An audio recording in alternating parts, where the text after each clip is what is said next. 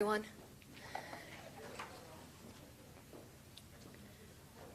I know that people have been dealing with a lot the past few years with COVID. It's been difficult for our health, the health of the community. It's been difficult for the health of the economy. It's been difficult for so many frontline workers in all kinds of professions. It's been difficult for people's mental health. And now we have this other virus that seems to be spreading elsewhere. And I want to be very clear about what monkeypox is, what it isn't, especially given the WHO designation, and what we're doing, because we're working very hard, Mayor Turner and I, with all of our partners in our community to make sure we stay in front of this. So I'm going to give Mayor Turner an opportunity to speak first. I know he has to leave soon. Then I will share my remarks, and we'll have other folks share remarks as well. Mayor Turner.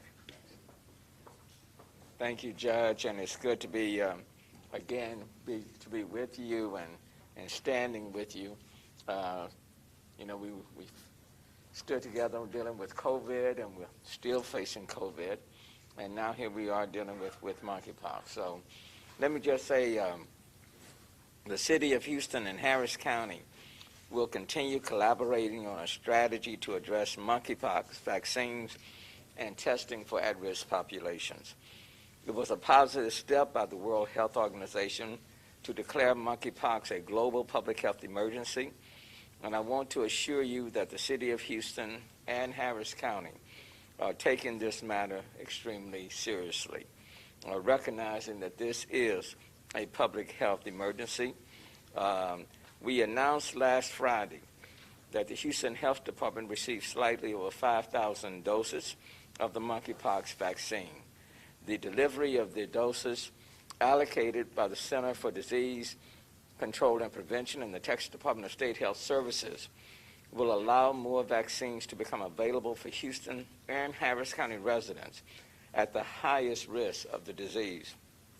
The Health Department for the City of Houston kept about 3,500 doses and provided more than 1,500 doses to Harris County Public Health. It is a 2-dose series, 4 weeks apart, for prevention if someone has been exposed. It's best to start the series of vaccines within 4 days of exposure.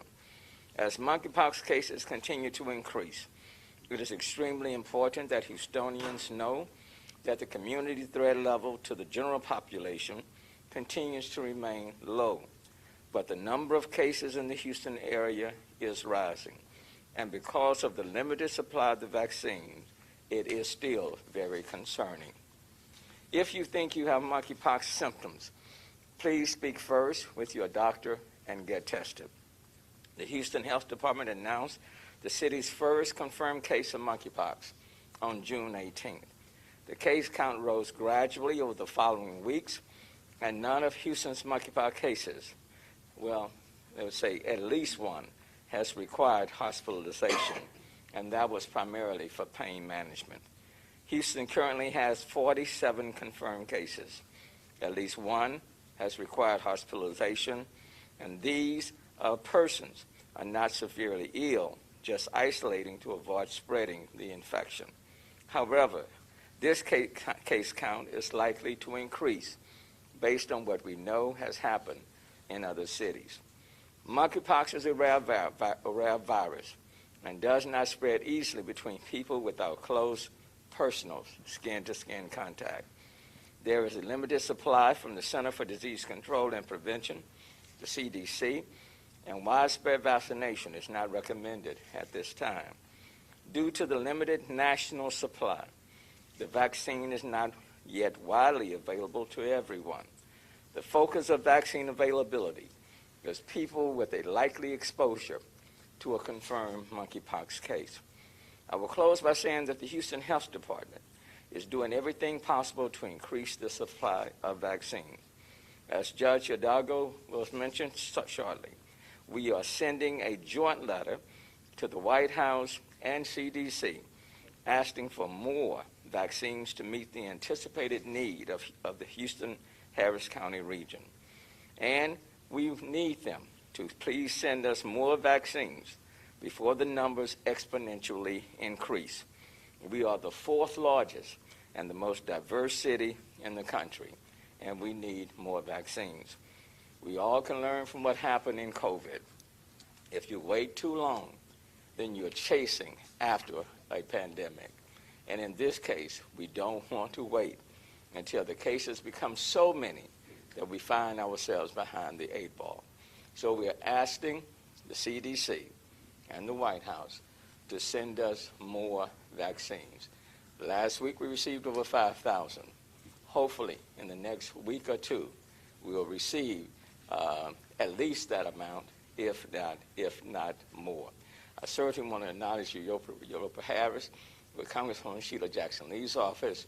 I know I've been in communication with her, and she is doing everything she can to assist us as well.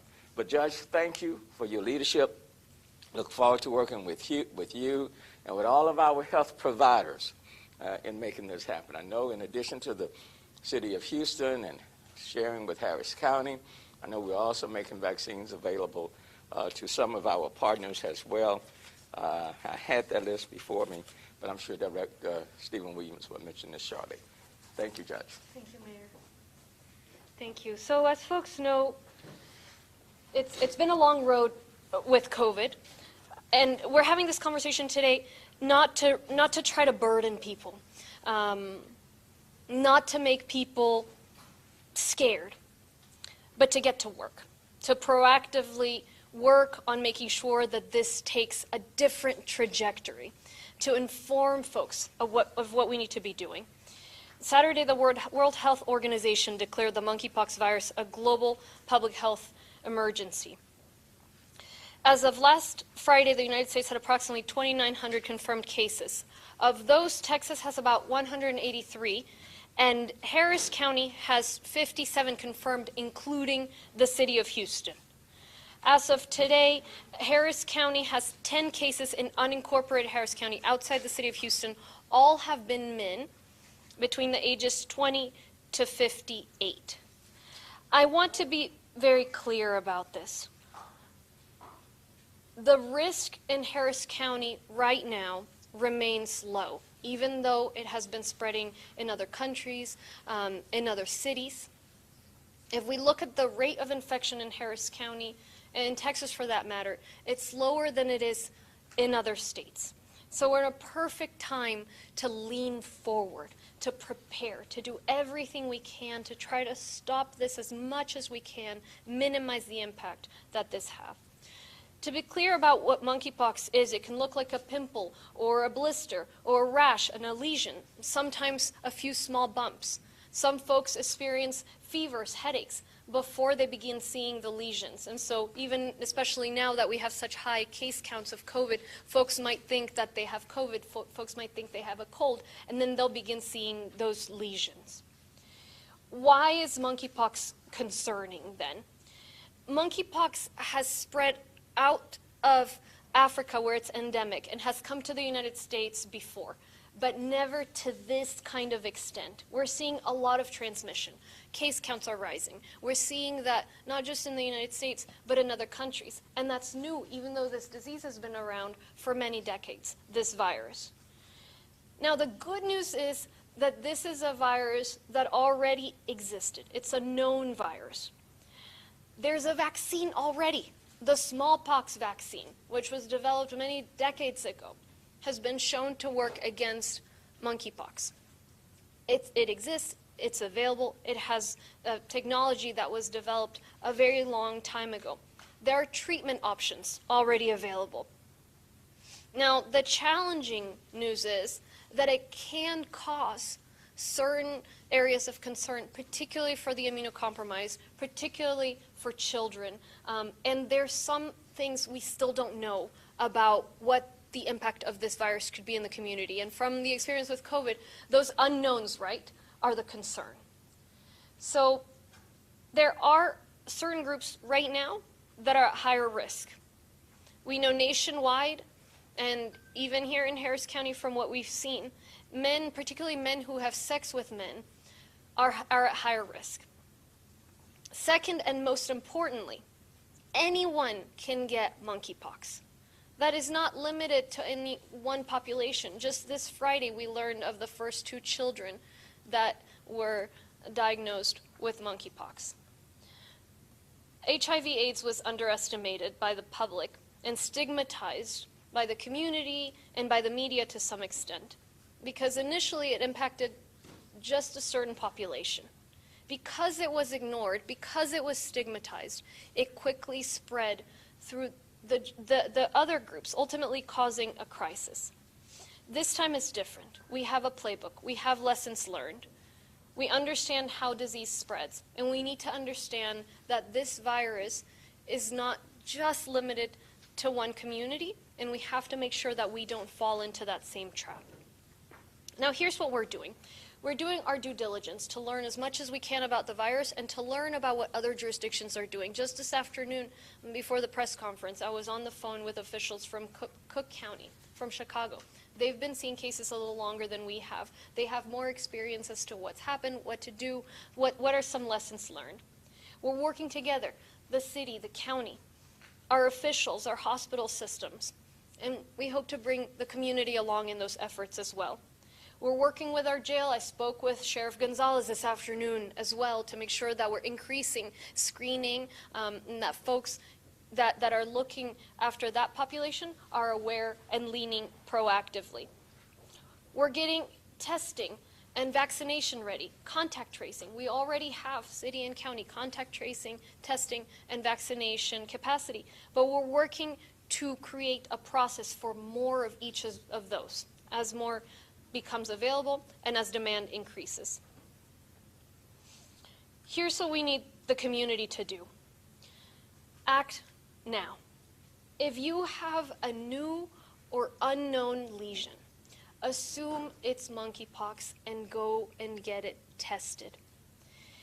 Limit intimate and sexual contact with anonymous partners.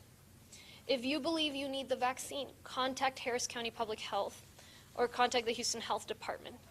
The phone numbers are 832-927-0707 and 832-393-4220. ReadyHarris.org will always have the latest information. Folks who've tested positive for monkeypox need to isolate until all lesions have completely healed and a new layer of skin has formed over. As far as testing, where can people get tested? This is different from COVID in the sense that you can get tested with any provider. Your provider should have a contract with the laboratory, and they can take that swab of the lesion, that's how the testing works, and send that sample over to a laboratory provider. So right now, we're not seeing that limited capacity when it comes to testing.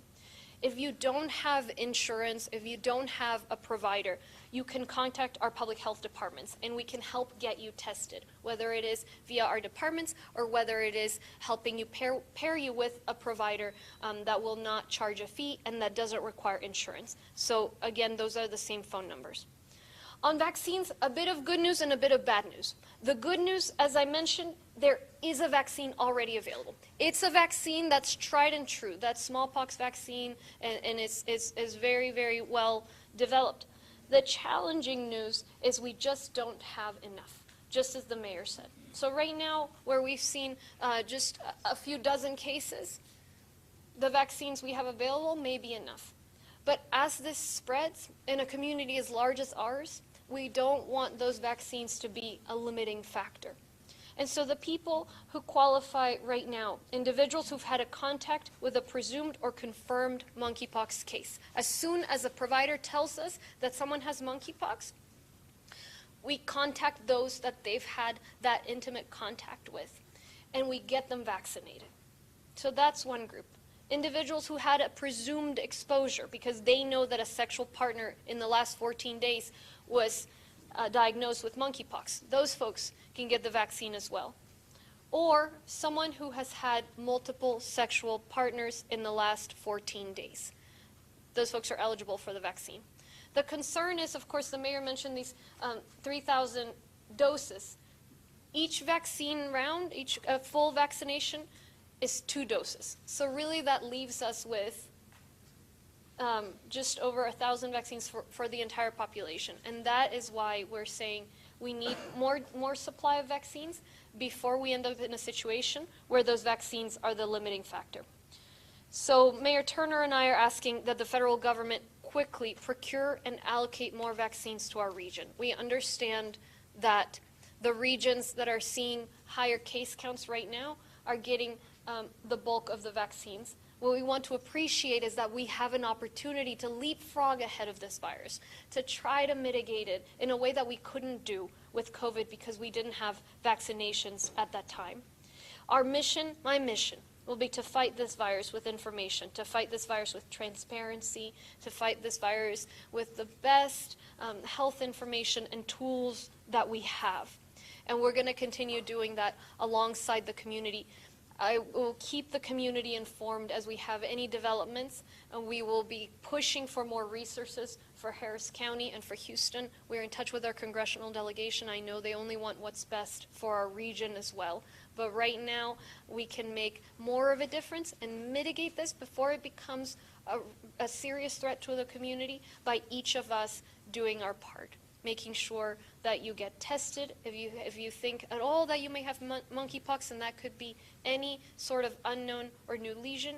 Making sure that you call us if you believe you qualify or need the vaccine, and to limit that intimate contact. And to be very clear, not just sexual contact, just touching the skin, kissing, that can transmit the disease. So limiting that intimate sexual contact with anonymous partners or anyone that you think may have monkeypox.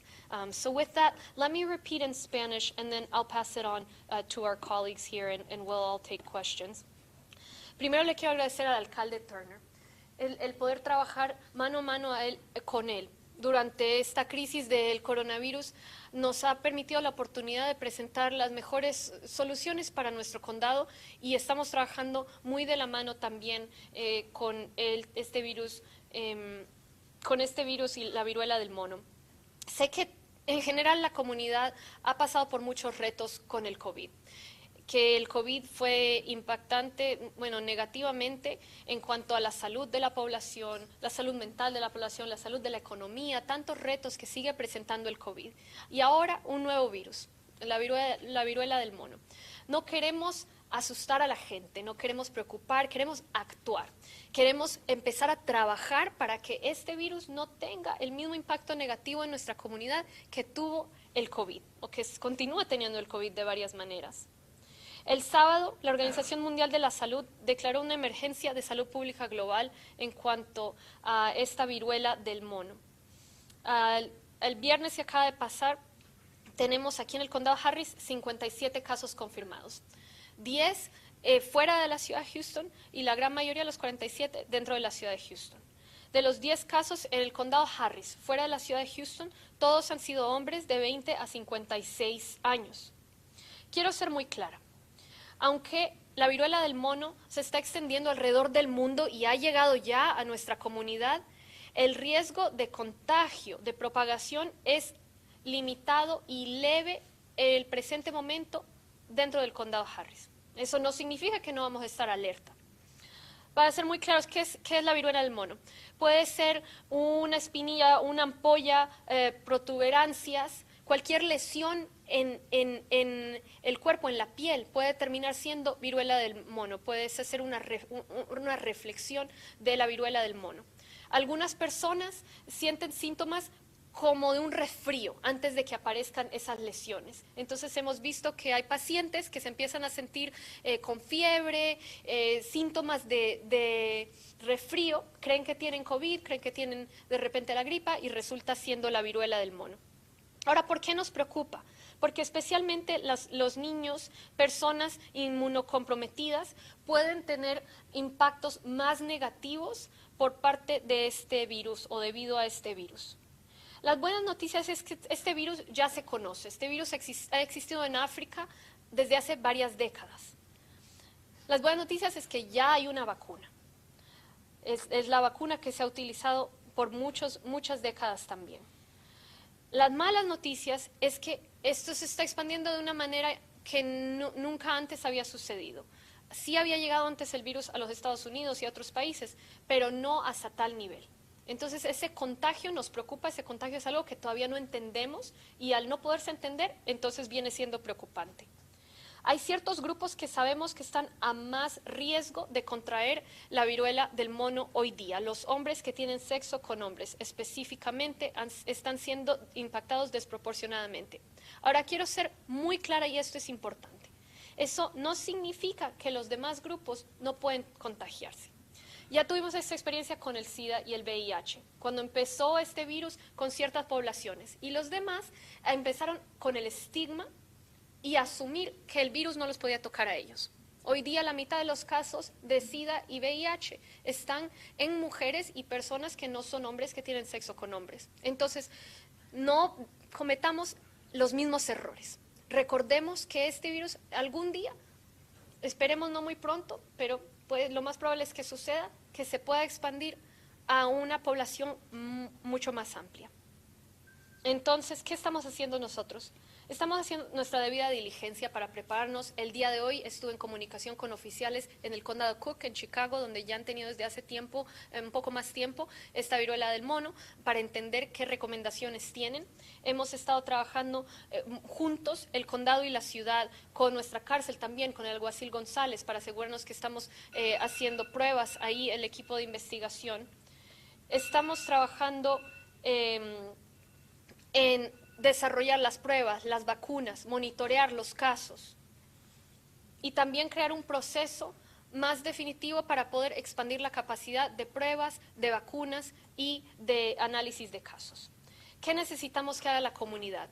Número uno, necesitamos que limite el contacto sexual e íntimo con parejas anónimas. Si no conoce la persona con quien está teniendo ese contacto sexual, ese contacto íntimo, absténgase por este momento. Y ese contacto íntimo significa también el besar, el tocar la piel. Simplemente tocar esas lesiones puede esparcir el virus. Número dos, si tiene alguna lesión nueva o desconocida, asuma que es la viruela del mono y hágase la prueba. Es simplemente una muestra de la lesión. Finalmente, si cree usted que necesita la vacuna, llame a la ciudad de Houston o al condado Harris al 832-927-0707 u 832-393-4220. Las personas con una prueba positiva de viruela del virus deben aislarse hasta que las lesiones se hayan eliminado por completo y haya nueva piel encima de donde estaban las lesiones. Las pruebas, todos los proveedores deben ofrecer pruebas. Si no tiene seguro médico, si no tiene un proveedor, contáctelos al Departamento de Salud Pública.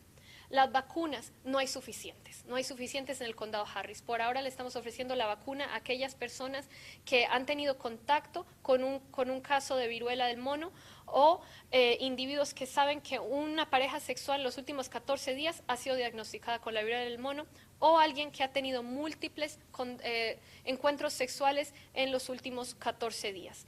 Nos puede contactar también si cree que es elegible para la vacuna.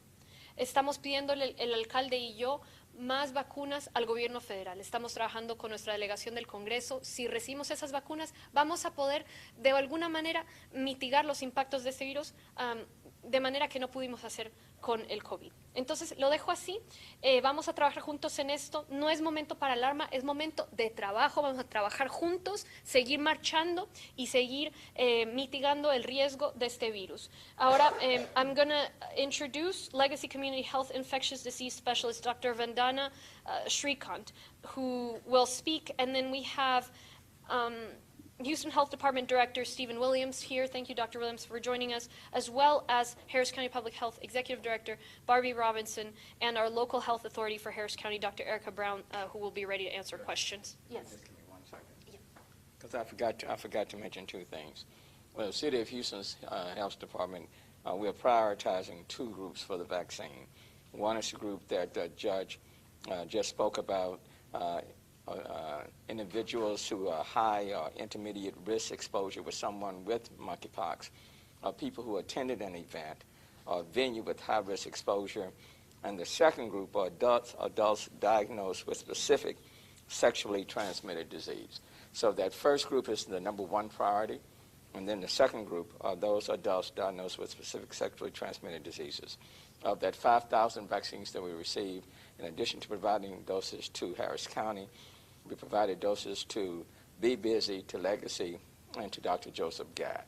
And then lastly, for more information, You can reach us at the City of Houston Health Department at 832-393-4220. Thank you.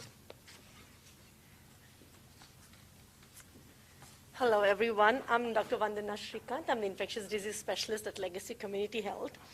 And I want to reiterate what Judge Hidalgo and Mayor Turner has told us now, that this monkeypox virus is not a new virus. We've known this. It's been causing infections, and it's endemic in Africa. But what we need to do now, the takeaway message now from this meeting is that do not panic, right? This is not the time for us to be alarmed, but this is time for us to be informed.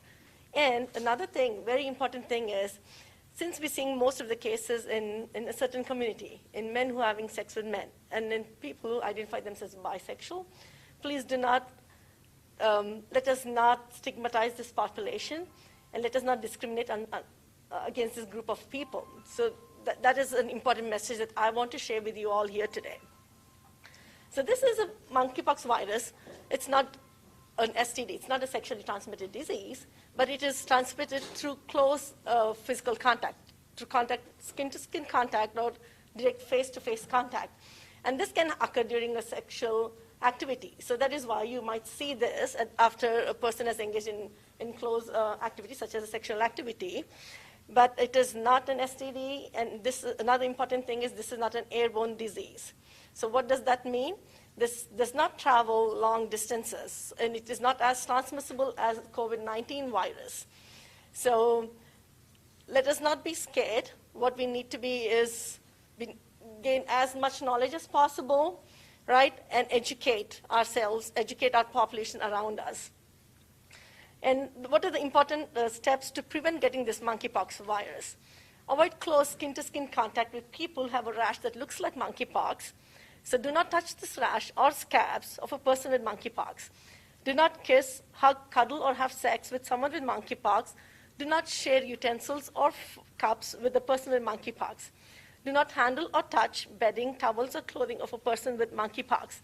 But because this is through close contact and droplet infection, do not panic about sharing the elevator with someone who might have a lesion, or do not be afraid to stand in the grocery line thinking someone with a lesion that might look like a monkeypox, and you're going to be infected with that.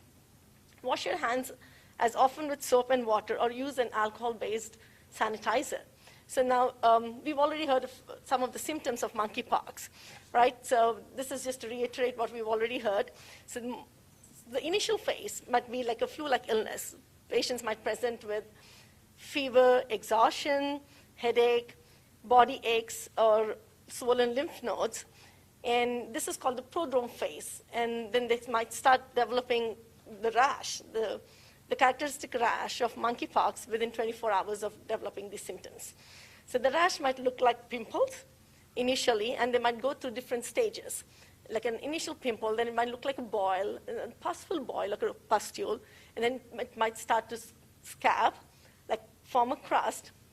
So during all these stages, the rash might look like a pimple, a boil, which could be like a staph infection, or it could appear like herpes, and some of these lesions can even look like syphilis. And most of this, the rash might appear on the face, on the extremities such as your palms and soles, and also in the genital area and the anal area. The rash goes through these different stages, and it might take up to 2 to 4 weeks for all the stages to be completed in a person.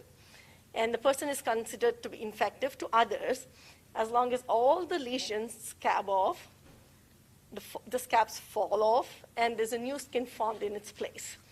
Sometimes patients might not develop the prodrome, and they might come up with just a rash. The rash might be just a few, and patient might present as like, it started off as a pimple, and now it looks like a cold sore. That might be the presentation. So what do you do when you see a rash? Please contact your healthcare provider. While you're waiting to see your healthcare provider, avoid contact with others, avoid contact with even close people, and make sure your rash is covered. Once you get your appointment, and while your provider is testing, again, be cautious, avoid people again, and wait patiently until you get your results. If you test positive for the monkeypox, then you'll have to be isolated until all your lesions fall off. And so that is very important. So one is, once you have the lesions, contact your provider and be honest with your provider that what have your high-risk activities been that you think this could be monkeypox, right? Your provider might not know what you've been doing in the last 2 weeks, right? So be honest with your provider, reach out to your provider, and get testing done. And like we've already know, there's some vaccines available, and this is what we really want now at this point. Knowledge, be informed, get tested, and isolate if you're positive. Thank you. We'll take any questions. How many vaccines do you have on hand right now? Currently in Harris County, we have 799 total vaccines. If you count, you need 2 doses to get the full course. That's for unincorporated Harris County. The city of Houston has more because they've had the bulk of the cases. So the vaccines have gone from the state to the city of Houston, the federal government and the state. The city of Houston has distributed some of us to Harris County, and we reached the agreement to let, have the bulk of them go to the city and a chunk of them to Harris County. As we receive more shipments, we'll reallocate. I'll let the mayor answer the city numbers. The city of Houston has about 3,500, and again, 2 doses, so divide that by 2. Okay, about 3,500. The hope is that CDC will be sending us more, and that's for the reason for the joint letter. We need more. And when you see what's happening in New York, D.C., San Francisco, Chicago, this is the 4th largest city, the most diverse, and we've gone from 1 to 20 to 35. Now we have 47 cases. So our numbers, though small, are increasing. We want to get ahead of it, and we want to be able to provide vaccines just beyond that top priority group, okay? So we are encouraging the CDC to send us more. So just a little back the envelope math here. So about 800 for Harris County, 3,500 for you guys, so there's another 700 out there. Where did those go, and are those already distributed? And then we distributed some to Be Busy, to Legacy, and to Dr. Joseph Gadd. Okay. So and how many of those have been administered of the 5,000? Does anyone know? Repeat that question one more time. How many of the 5,000 vaccines have actually been administered to patients? Under 200. Say Under 200. under 200. Thank you, sir. And I'll let Director Robinson or Dr. Brown clarify if I'm mistaken here, but the number, so Mayor and I gave numbers and come from different directions. So he mentioned the number of doses, and I mentioned the number of full courses. So for Harris County is 709 times 2, and so that's why the numbers, that's the difference. Oh, so Yeah. 799 is total courses? Exactly. So Okay. so you multiply that by 2 on the number of Okay, doses. So you actually have 1,600. Yes, because So- I just don't want, I want folks to know that, the number might seem a little bit bigger than it really is because we have to save half of them for the second dose. And it's 4 weeks between the first dose and the second dose. And that's the thing is as people come forward that may have those close contacts with people who have been diagnosed with monkeypox, we want to be able to vaccinate them.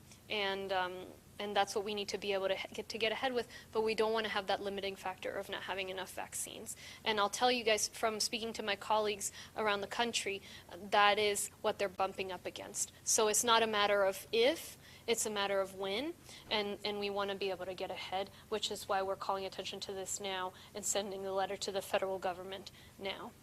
And at the same time, as I just said, at the same time, we don't want vaccines just to remain on the shelf. So we're going to be monitoring things very, very closely.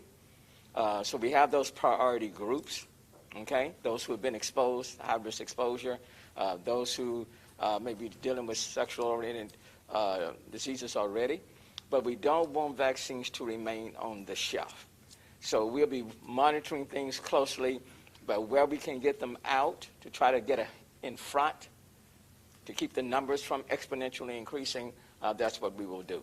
And that's why I'm really pushing hard for the CDC to send to Houston, Harris County more vaccines. Let's not wait until the numbers really start to grow, and then send us vaccines to try to get back in front of this train. So a couple of other questions, if I may, and these are from some other reporters at our shop, so it's a little bit of a hodgepodge here.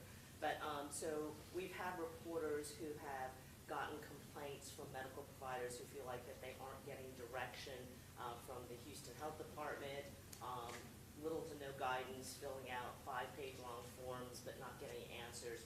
So the question is, what specific communication have you had with area medical providers? Do you have any proof to that you provided that information? The short answer to that is yes. As a health department, one of our responsibilities is to provide consultation to providers within our jurisdiction. Our staff have actually had sessions with medical providers. We've also elicited a number of providers to take folks in that do not have medical homes. We've also had roundtables with community groups just to provide outreach and education. And you can go to our website where we do have a document that speaks to all of this. Can you, I think what they're asking for is, can you give, name names, give us an idea of which organizations, that kind of thing that you've spoken to? And Actually, I can give you a handout if you want it. Thank you. And I guess one of the concerns has been, for example, one of our reporters interviewed somebody who ticked all the boxes in terms of exposure and all these sorts of things, but could not get the vaccine shot. Gentleman named Daniel, maybe you saw that. That is exactly what we're dealing with and creating that category B.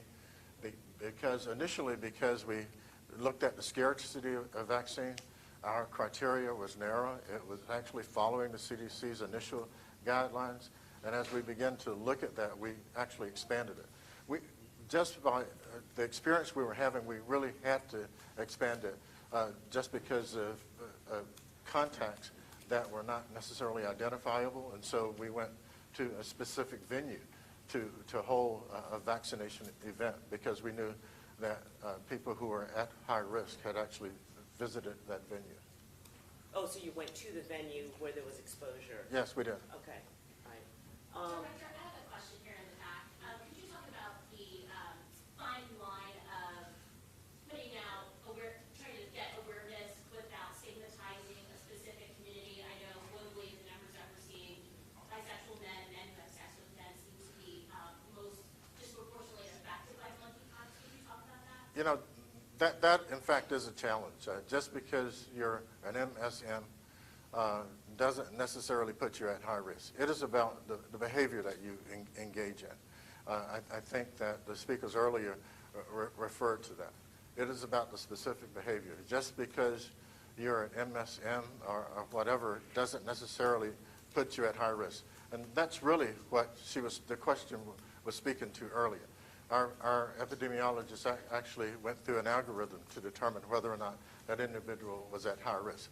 I think we have to acknowledge that because there is a level of fear within the community, when we start talking about this generally, that people become fearful, when in fact they might not be in a high-risk category. Can you talk a little bit about wastewater and how that, so we know that COVID tested wastewater here in Houston. Is something similar going to be happening with monkeypox next year, or is it already? We're not doing that currently. Is it possible? There are jurisdictions that have This is looked Dr. White. Yes, good afternoon. There are jurisdictions that look at different viruses in wastewater. So our department is looking at different options. But to say at this time that we've got a number to tell you in wastewater, we're not doing that right now. Is there like an estimation, like when you may start? I'll answer that. Yeah. That's a money question, actually. So, certainly, as a health department, we would have an interest in doing that. But if we had the resources to do it and it was possible, our lab had the capacity, we would probably do it. On a long-term basis, we are actually looking at wastewater as a broader surveillance activity because it has really been helpful during COVID. I can't go in any environment or convention without someone mentioning it. And so we're really looking at what the broader universe would look like in terms of using water as a more general surveillance tool. With the WHO designation of the global health emergency, does that impact any kind of change either at the county or the city level? And part of what it was is sending a message to health departments all throughout the world to really take this on. And of course, all of us had been preparing. We'd been working just this past week at Commissioner's Court. We took unanimous action related to coronavirus and monkeypox. We just have been working with our emergency operations team as well. They've been running scenarios. The coordination has been happening on monkeypox. But I think that signal, it's important to really hear it not just as departments and government, but as a community. And that's why we want to have this press conference today, is to communicate to the community, look, we're going to advocate for Houston and Harris County to get those vaccines. We're going to work with our partners to make sure that testing is accessible, and it already is out there, but that it's more accessible, that vaccines are more accessible, that treatments are more accessible. But to the extent that the community can follow those simple steps now, it'll help buy us some time, make sure that when we can observe what's happening in other jurisdictions, we can get more vaccines over here. And then it's about action. It's not about fear. It's about getting things done, working together, getting ahead of this, and just getting it done. That's the point we're in now. Of the numbers that you gave for the, those infected in Houston and Harris County, are those all current infections or since the outbreak? I guess the question is, any recoveries in that number? I'll give Dr. Brown, go ahead. Yes. Good afternoon, Dr. Brown, Local Health Authority for Harris County Public Health. Those numbers are cumulative, so since we've seen our first cases, the county as a whole has seen a total of 57 cases. Harris County unincorporated has seen 10, and Houston has seen 47. And of those, any recoveries at all, or everyone's still sick, all 57 people still sick? So the course for most in general, and that's a good point, thank you, the course for most is self-limiting. Most people will recover and lesions will completely heal within about 3 weeks. So yes, there have been most recoveries. I think as Mayor mentioned, we do have one person in the hospital at this time, but that's for pain management because the lesions can be quite painful. And I also want folks to know we do have that data available right now, and we'll work, and it's online, and there's a link, there should be a link right now in Ready Harris, but certainly it's our Public Health Department website, and to the extent that we have more data, we'll have more information. Right now, for example, we're not offering geographic information for privacy reasons. Just as if you'll recall at the beginning of COVID, we had such small cases, we didn't want folks to be identifiable. But we are offering information as to the numbers for both the city and the county, and we're going to continue to, as always, err on the side of transparency with this. Pues la comunidad pregunta si hay algún tipo de riesgo en los niños de la zona. Sabemos que hay 2 casos reportados a nivel nacional. ¿Hay riesgo para los menores de edad de encontrar este virus? El riesgo para la comunidad hoy día es leve porque el número de casos es limitado. El contagio ocurre, como explicó la doctora, ese contagio específico con las llagas, con las lesiones y además o contacto sexual. Entonces, el riesgo para los niños es básicamente si un padre, si una persona con quien tienen contacto muy cercano tiene la viruela del mono y tienen ese contacto con las llagas en sí, lo cual, dado que hay el número de casos es bajo, la probabilidad de que los niños resulten con el virus hoy día aquí en el condado Harris es muy leve. Ahora, no significa que no pueda suceder. Como expliqué el viernes, se identificaron los primeros 2 casos en niños en los Estados Unidos. Y la preocupación con los niños es que puede causar problemas en el cerebro, lo que es el encefalitis, es lo que pueden tener los niños por causa de este virus. Entonces, por eso hay que estar alertas e intentar contener ese virus antes de que pueda presentar un reto a la población en general. Pero hoy día, padres de familia, no hay por qué estar alarmados, es simplemente aquellas personas que tengan alguna lesión, alguna llaga nueva que no entiendan, por favor, ir al doctor. Eso es lo número 1. Y número 2 son las personas que saben que es muy probable que tengan la viruela del mono, que nos llamen para recibir la vacuna. Las vacunas son gratuitas. Las vacunas son gratuitas, las vacunas se administran a través de nuestros departamentos de salud pública o hay ciertos hospitales que también se les han ofrecido las vacunas. Autoridades del condado y la ciudad ya han tenido algún acercamiento. Sabemos que este problema, por lo que han dicho, es principalmente en las comunidades LGBT o las personas homosexuales o bisexuales. ¿Han ¿Han tenido acercamiento con esas clínicas o esos centros de atención para ese sector de la comunidad para alertarlos, para tratar de alertarlos? Absolutamente. De hecho, la doctora que habló, ella trabaja en una clínica que específicamente trabaja con aquellas comunidades. Estamos diariamente en contacto con las comunidades a más alto riesgo para ofrecerles a aquellas personas que hayan sido expuestas al virus, ofrecerles la vacuna, para ofrecerles la prueba, pero es importante ahí también recordar que eso no significa que este virus no pueda contagiar a una persona que no sea miembro de esas comunidades. Es ahí donde pues, construye esa conexión con el SIDA del VIH, que en un principio era solo en tal comunidad, hoy día puede afectar a cualquier comunidad. Por último, de las 5.000 vacunas recibidas, ¿cuántas se han aplicado hasta el momento? Déjeme conseguirle el número adecuado. Creo que han sido 200 vaccines that have been administered up till now, you said? Yes. Menos de 200 en este momento. Entonces, Menos de 200 vacunas se han administrado hoy día. And I'm sorry, just so that I'm clear, that's an individual shot, not a complete dose? Sí. Okay, so you will need another, say, 200 or so Sí. to complete the dose? Y sí, para ser claros, la vacuna en sí son dos dosis con 4 semanas por medio. Entonces, ya hemos administrado 200, hemos tenido que guardar 200 más que las estamos reservando para la segunda dosis de esos pacientes. Y las demás, pues estamos pendientes a ofrecerlas a cualquier contacto de personas con viruela o las otros individuos que califican, que ya han explicado los doctores. Sorry, last one from me, I promise. Maybe, Mr. Brown, I know that you mentioned that vaccines were given out at a venue, but just this last question. So we continue to hear frustration from people and doctors about how clunky the process is. Are there plans to revamp that and make access and care more accessible? Well, and I'll give an opportunity to Mr. Williams to answer in a moment, but what we're doing right now is to think, okay, if this gets bigger, if there's greater demand for vaccines, for testing, setting up the appropriate system for that, right? And so making sure that we can scale up. We have lessons that we've learned from COVID-19, and that's the work that's being done right now.